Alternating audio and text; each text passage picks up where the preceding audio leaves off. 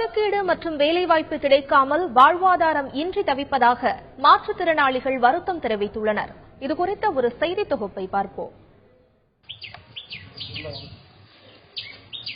தமிழகத்தில் 30 லட்சத்திற்கும் மேற்பட்ட மாற்றுத்திறனாளிகள் உள்ள நிலையில் சிவகங்கை மாவட்டத்தில் மட்டும் 25,000 மாற்றுத்திறனாளிகள் உள்ளனர். இரு கால்களும் இன்றி தவழ்ந்து செல்லும் நிலையில் உள்ளவர்களுக்கு அவர்களின் வாழ்க்கை மேம்பாட்டிற்கென தமிழக அரசு எந்தவித முயற்சியும் மேற்கொள்ளவில்லை என்று அவர்கள் குற்றம் சாட்டுகின்றனர்.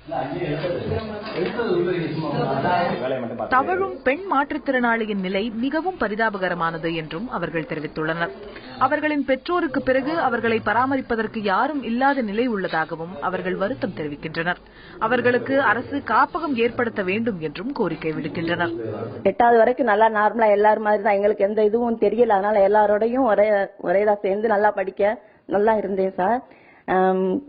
8th வரைக்கும் என்னை கேட்காம பேச்சு போட்டு எல்லாத்துலயுமே நான் ஃபர்ஸ்டா இருப்பேன். எல்லாத்துலயுமே சார் அங்க இருக்கவங்க கூட என்னை கேட்காம பேர்லாம் கொடுத்துருவாங்க. அதுக்கப்புறம் ஒரு ஏஜ் அட்டன் பண்ணதுக்கு அப்புறம் வெளியில போறதுக்கு இதுக்கெல்லாம் அச்சப்பட்டுக்கிட்டு ஒதுக்கப்பட்டது மாதிரி நானாவே ஒதுங்கிக்கிட்டேன். வீட்டுல இருக்கிறவங்க அப்படிலாம் இல்லைன்னு என்ன வெளிக்கொண்டு வரல.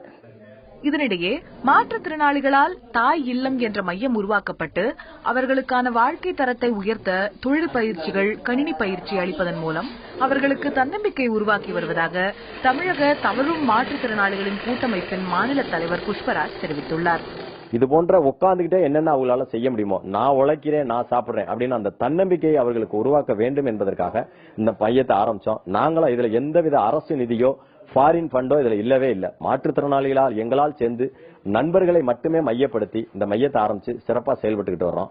அரசு இப்ப நாங்களா இந்த அளவுக்கு செயல்படும் போது எங்களுக்கு அரசு இன்னும் தன்னம்பிக்கை எங்களுக்கு உதவி செய்யும் பட்சத்தில் இன்னைக்கு வெறும் 20 மாற்றுத்திறனாளிகளை வச்சிருக்கோம். சிவகங்கை மாவட்டத்தில் 25,000 மாற்றுத்திறனாளிகள் இருக்காங்க.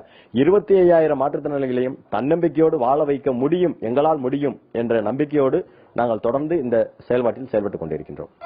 மாற்றுத்திறனாளிகளால் ஆரம்பிக்கப்பட்டுள்ள இந்த தாய் இல்லம் எந்தவிதமான நிதி உதவியும் இல்லாமல் உள்ளதாகவும் அவர் கூறியுள்ளார்.